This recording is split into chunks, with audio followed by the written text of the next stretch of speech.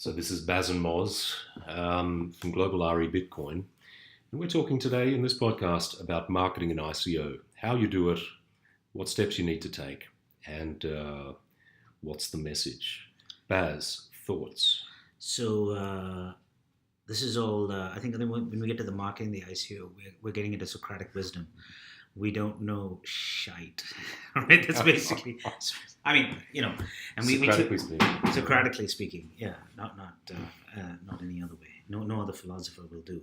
But when we've gone and chatted with marketing experts, and we've chatted with folks that have promised all kinds of stuff, and they've promised to do for us what we can do for ourselves anyway. So it's always been a little bit of a downer. And it seems like everybody seems to think that you try a little bit of this and a little bit of that, and then whatever works, you go for it. So we've been looking at a few different things, and we've sort of been following some of Dave's lead on some of those things.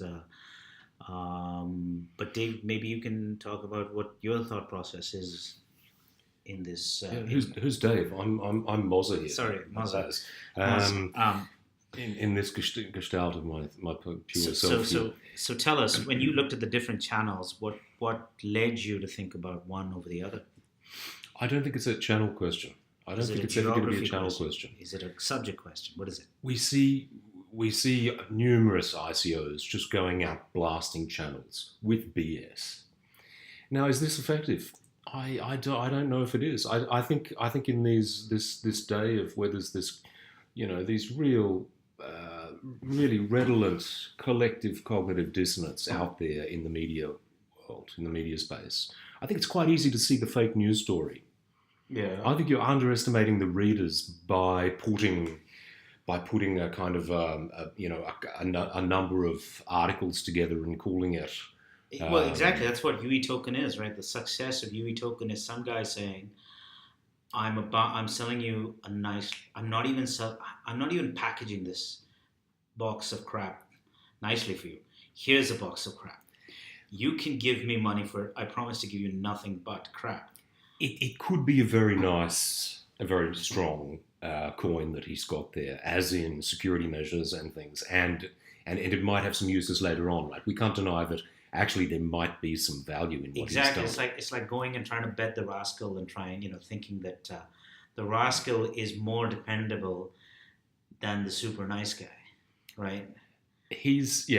Totally. It's this thing that if you're he's bad done enough, anti-marketing. If you're honest enough to tell me how bad you are, maybe you're better than the people who tell me how good they are. Exactly. But not that we're going to go out and say that we're bad, because we're not. There's some very, very strong points that we've got, and this isn't all about just us. So the latest is that Facebook is banning ICO marketing. The question is, how important is that? In terms of channels, in terms of reaching out.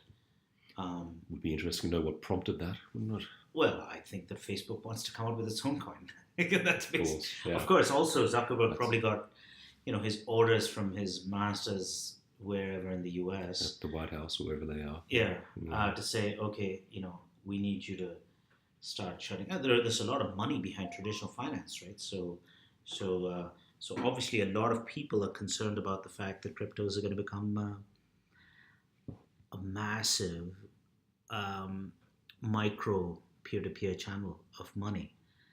I mean, this is a real problem. Like, what the Rothschilds could do that we couldn't do now, we can do with crypto at astonishingly low cost. And that's just they're used to being middlemen and making money, right? So this is a problem for them. This is a problem for every large bank that makes you pay them money for holding on to your money and controlling the way you use your money. It's a really big problem for those people, because the entire structures are built on living off that. But anyway, to come back to marketing, sorry. I think that's a very interesting tangent and a very relevant tangent, because the crypto world, this is a story. This is the story that the cryptocurrency, the mechanism of it has supplanted venture capital. Yeah. And it's done it very insidiously. And I wonder if the VCs over in Palo Alto ever saw this coming. These would be very interesting questions, Yeah, yeah. both of an historical nature, but also to inform what's going on right now. But then that also says, that tells you that if crypto could thrive in spite of the financial industry's best efforts, why would Facebook be able to shut down crypto? I mean, that doesn't even make any sense.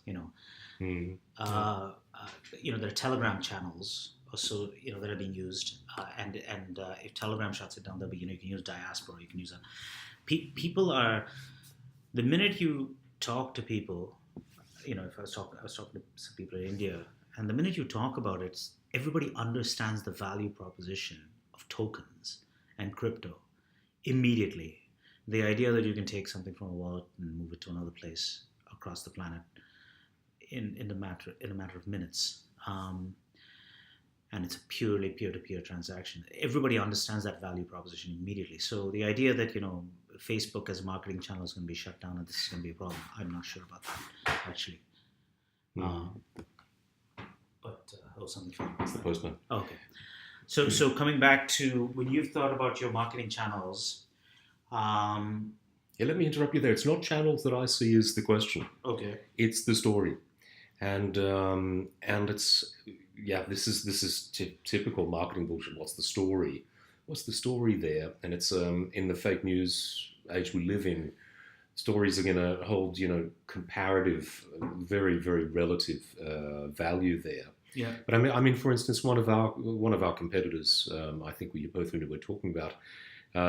They went with a big story about their deep learning algorithm that they had. That they had a way of.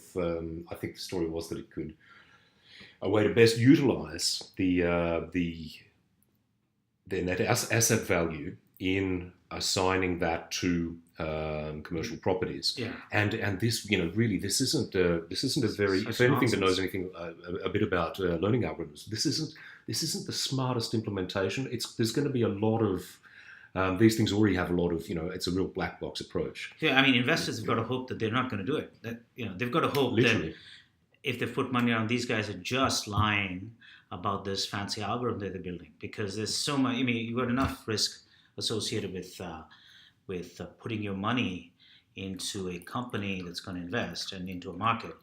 That's fine. That's okay. That's like investing in an IPO. That's like investing in in any company, hoping the CEO manages it okay. Because you can always comply with the rules and still do terrible things, as we see over and over again in the so-called regulated world.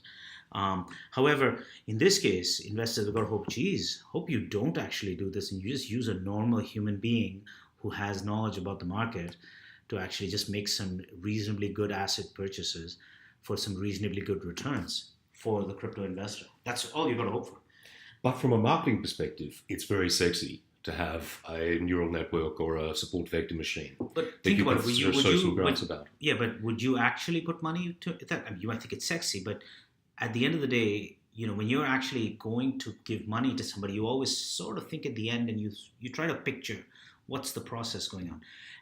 And if you can picture a guy who knows about the local market, right? In Sweden, you're going to invest in Sweden.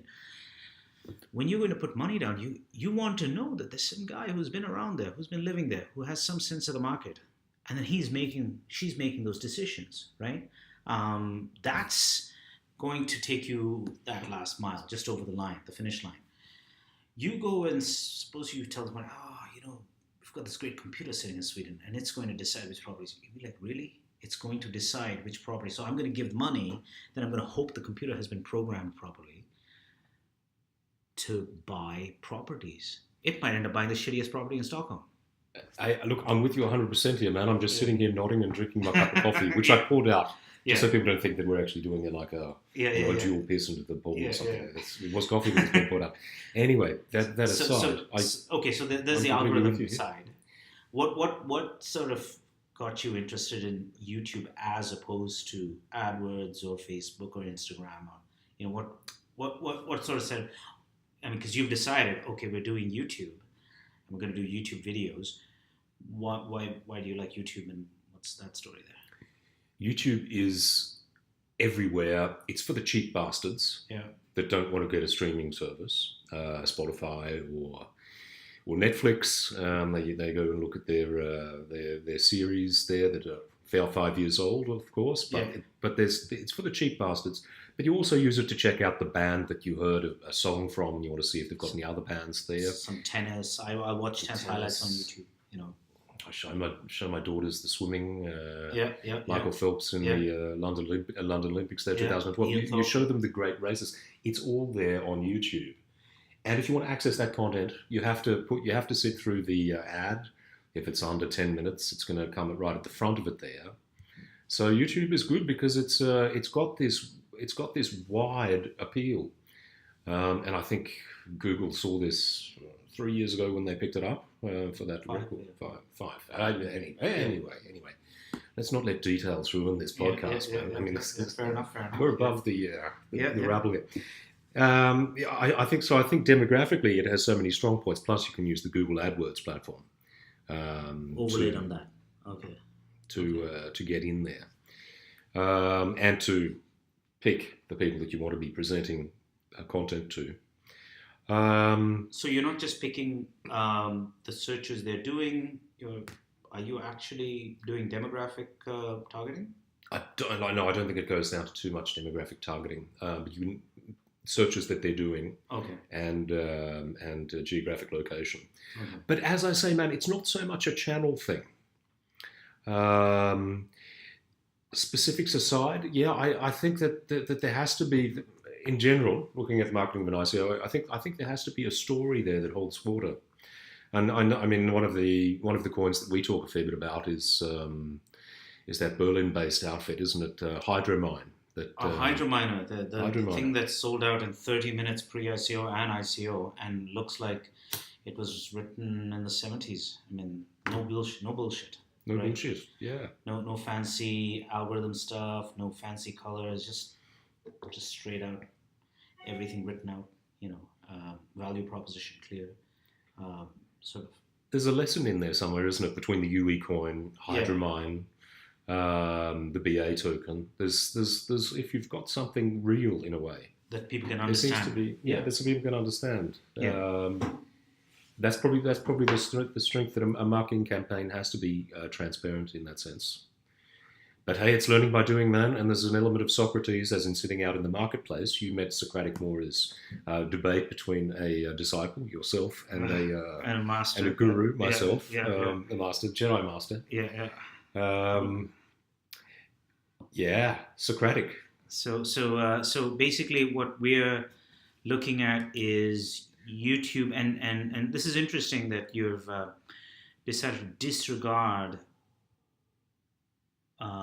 trying to isolate personal characteristics and focus on a sort of a generalized demand for something, so that we don't have to even think about imagining who it's sort of interesting.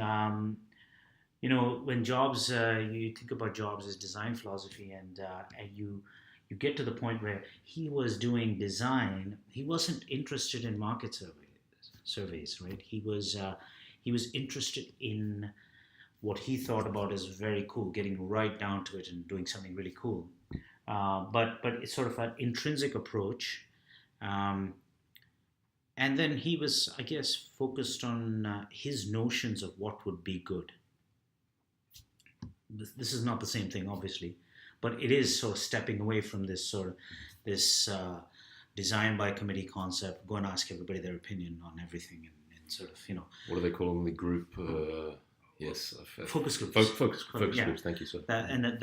So maybe there's some value to stepping away from asking everybody their opinion and just focusing on the notion of, you say, here's the value proposition, and this general idea, this value proposition corresponds to a general demand, and we will focus on that demand in our advertising rather than go further down, maybe lose our way in defining who is actually buying our product. Is it actually, you know, a 21-year-old male gamer, or perhaps not? You know, perhaps it's a female CEO of a company in Angola, you know, who has money to purchase and wants to get a balanced portfolio. Absolutely. Yeah. Absolutely. That trying to see where your demographic. There's no. is I mean, gonna both go they want home. Bitcoin. So Yeah, if you just focus on the fact that both want to buy Bitcoin, you're probably going to catch both of them. Whereas if you just decide that the only people I know the only people who would want my product are nerdy 21-year-olds in basements who now suddenly can afford Lamborghinis. Maybe that's you sort of miss a few demographics that are actually getting onto that train, getting onto crypto. I think this discussion also ties into what you North Americans are so big on, and that's due diligence. And that if an investor there is gonna really convert their BTC or Litecoin or whatever to an altcoin, they have to see the value in it. I've talked about value a fair bit, but they have to see that it's going to work, what you're going to do with it. And if one can put that message across, then it's about to succeed. Well, one of the things is that the value proposition is simple in that we are safer, right? We are safer than you doing a Hail Mary hoping that the graph continues to climb upwards constantly. So the graph has climbed and you're lucky. Now you're hoping that the network effect continues and Bitcoin or Ethereum or Ripple or whatever continue to climb, but we're just a little bit safer. So yes, you've taken the risk. Now maybe you want to pull back a little bit. You still love cryptos, you still love speculation, you still want returns. Here's just a breather for you. A breather. Give us the breather, Baz. Yeah. A breath of fresh air Just the on breather. this cold, grey day. And on that note, shall we? Shall we? Okay, that's the end of the podcast. Ciao.